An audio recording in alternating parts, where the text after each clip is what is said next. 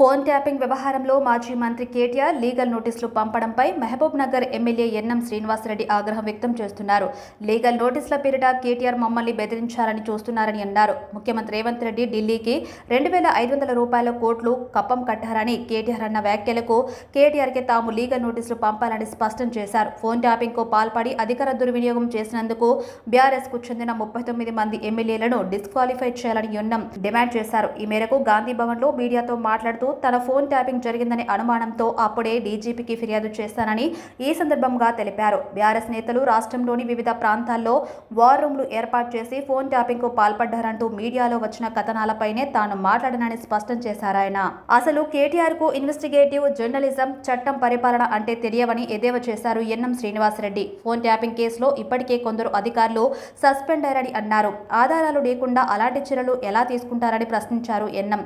ప్రతిపక్ష పార్టీలతో పాటు సొంత పార్టీ నేతల ఫోన్లు ట్యాపింగ్ చేశారని, హైకోర్టు జడ్జిల ఫోన్లను వదలలేదని మీడియాలో కథనాలు వచ్చాయని శ్రీనివాసరెడ్డి తెలిపారు. అప్పటి సీఎం కేసీఆర్ మీడియా సమక్షంలోనే ట్యాపింగ్ చేసినట్టు వెల్లడించారు. వీడియోలు కూడా ప్రదర్శించారన్నారు.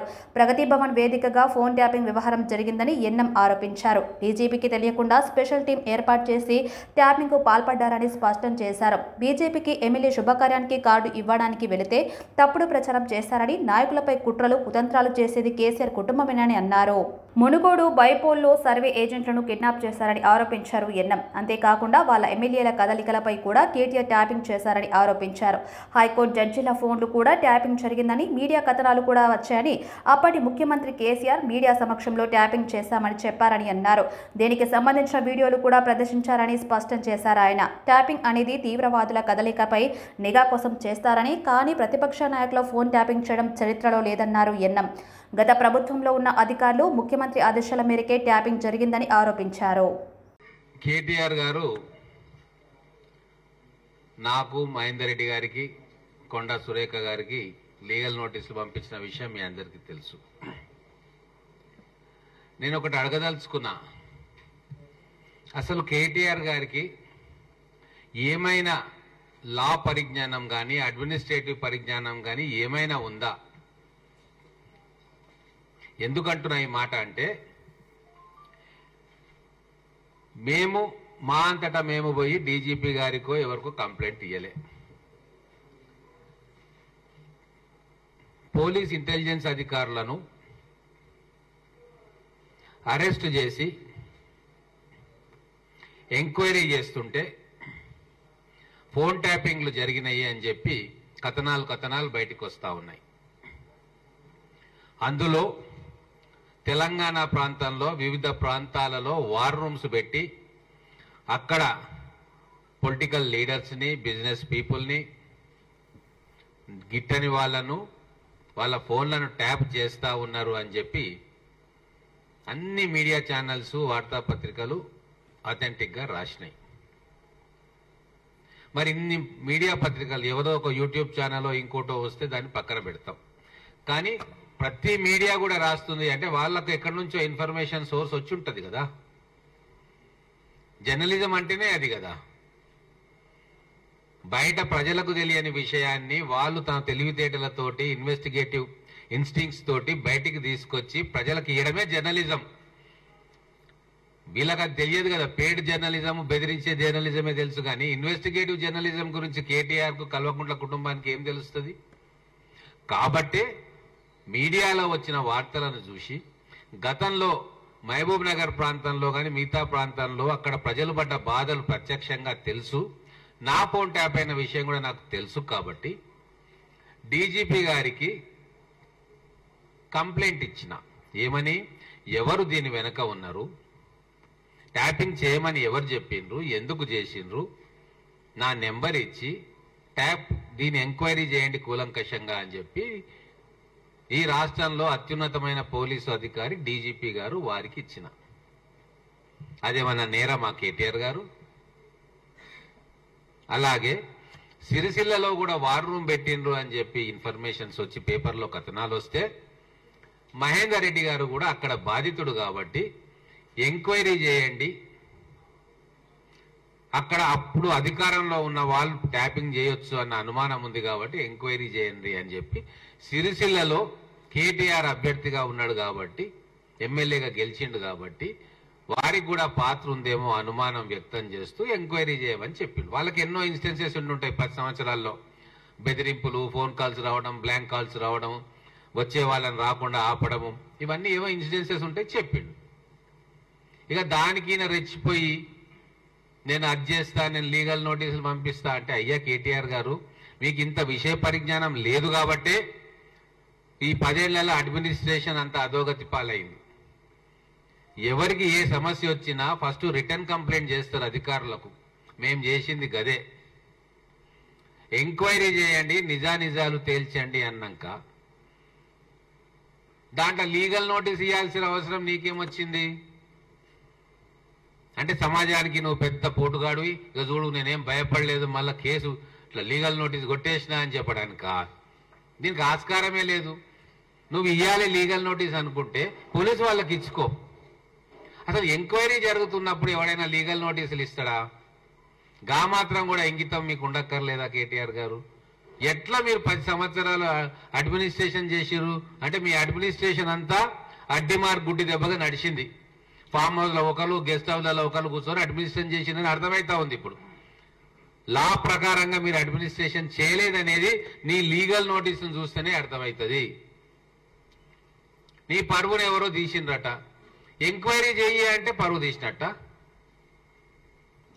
నేను ఎంక్వైరీ చెయ్యి అనడానికి 100 తార్కాణాలు ఉన్నాయి. కేటీఆర్ గారు అర్థం చేసుకోండి. మీడియా కథనాలతో పాటు మా స్వయం ఎక్స్పీరియన్సెస్ తో పాటు పబ్లిక్ పడుతున్న బాధలు మాకు తెలిసిన విషయాలు కావచ్చు, ఇవన్నీ కూడా తెలుస్తున్నాయి. కాబట్టి లాజికల్ కంక్లూజన్ గా దీనికి ఎవరు బాధ్యులో తేల్చాలి అని చెప్పి ఒక బాధితుడిగా కంప్లైంట్ చేసినాం మేము. అది కూడా చాలా రోజుల తర్వాత ఆఫీసర్లు సస్పెండ్ అయినరు. ఇప్పుడు కోర్టులు ఉన్నాయి, న్యాయస్థానాలు. మీరు లీగల్ నోటీస్ ఇచ్చి మళ్ళీ కోర్టులోనే కదా కేసు వాదించేది. అంటే కోర్టుల మీద మీకు నమ్మకం ఉందని అనుకోవాలి కదా. మరి అదే కోర్టులల్లా విచారణ జరుగుతూ ఉంది, ఆఫీసర్లను సస్పెండ్ అయ్యిండ్రు, రిమాండ్ రిపోర్టు ఇన్వెస్టిగేటింగ్ ఆఫీసర్స్ కోర్టుకు సమర్పించిండ్రు, ఇన్వెస్టిగేషన్ డీటెయిల్స్ సమర్పిస్తే ఆ కాగితాలను చూసి ఆ డాక్యుమెంట్స్ పరిశీలించే కదా ప్రైమా ఫేసి కేసు ఉన్నది అని చెప్పి కదా వీళ్ళని రిమాండ్ పంపించింది. అంటే ఆధారాలు ఉన్నట్టే కదా. అది బయటికి రాలేదు ఓకే, కానీ ఆధారాలు ఉన్నందుకే ఈ పోలీస్ ఆఫీసర్లను, అప్పుడు పనిచేసిన ఆఫీసర్లను రిమాండ్కి పంపించింది. ఈరోజు జైల్లో ఉన్నారు వాళ్ళు.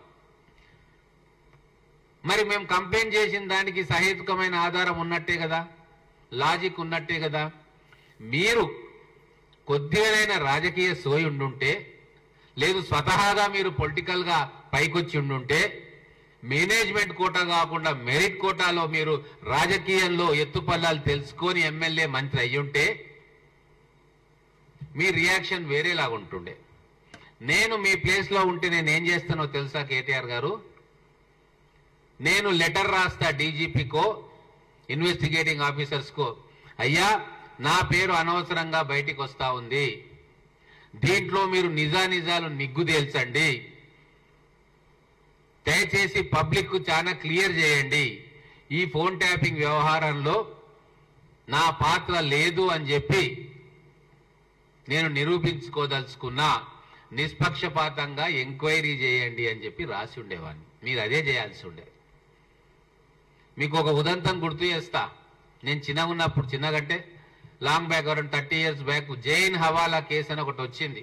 చాలా మంది మీడియా మిత్రులకు తెలిసే ఉంటది. ఏవో 2 డైరీలు దొరికినాయి, దాంట్లో ఇనిషియల్స్ ఉన్నాయి అని చెప్పి రాజకీయ నాయకులకు హవాలా డబ్బు చేరింది అని చెప్పి అప్పుడు కేసు పెట్టిండ్రు. దాంట్లో ఎల్కే అనో లేదా ఎల్ఏ అనో చిన్న ఇనిషియల్స్ ఉండే. అడ్వాణీ గారికి హవాలా డబ్బు అందింది అని చెప్పి ఆ రోజు మీడియాలో కథనాలు వస్తే వారు రాజీనామా చేసిండ్రు. తన లోక్సభ సభ్యత్వానికి రాజీనామా చేసి, నా మీద అలిగేషన్స్ వచ్చినాయి కాబట్టి నేను నిర్దోషిగా తేలే వరకు మళ్ళీ నేను రాజకీయ క్షేత్రంలో కానీ చట్టసభల్లో ఉండను అని చెప్పి ఆ రోజు రాజీనామా చేసి, నాకు ఇంకా గుర్తు.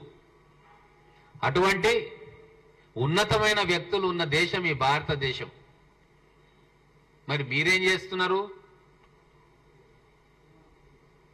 లీగల్ నోటీసులు పంపించి బెదిరించాలని చూస్తున్నారు. పంపించండి, డీజీపీ గారికి కూడా లీగల్ నోటీస్ పంపించండి. నా మీద ఎందుకు ఎంక్వైరీ చేస్తున్నారు మీరు అని. వాళ్ళ డ్యూటీనే ఎంక్వైరీ చేయడం, చేస్తారు. మీరుంటే మీ మీద చేస్తారు, మీ రోల్ ఉంటే, లేకుంటే కేసీఆర్ మీద ఉంటే కేసీఆర్ మీద చేస్తారు, మంత్రుల మీద చేస్తారు. మేము ఏదైనా తప్పు చేసినా కూడా మా మీద చేస్తాం. వాళ్ళ డ్యూటీ, వాళ్ళకు జీతాలు ఇచ్చేది ప్రజల సొమ్ము, అది వాళ్ళ డ్యూటీ వాళ్ళు చేయడానికి ఇస్తున్నారు, అది వాళ్ళు చేస్తున్నారు. ఇంకొక విషయం, ఒప్పుకున్నారు, వచ్చింది మీడియాల కథనాలు. టాస్క్ ఫోర్స్ వాహనాల్లో డబ్బులను డిస్ట్రిబ్యూట్ చేసినాము, టీఆర్ఎస్ పార్టీ క్యాండిడేట్లకు డబ్బులను చేరవేసినాము. మరి దాంట్లో సిరిసిల్ల కూడా చేరవేసి ఉండొచ్చు కదా. డబ్బులు మీవేనా,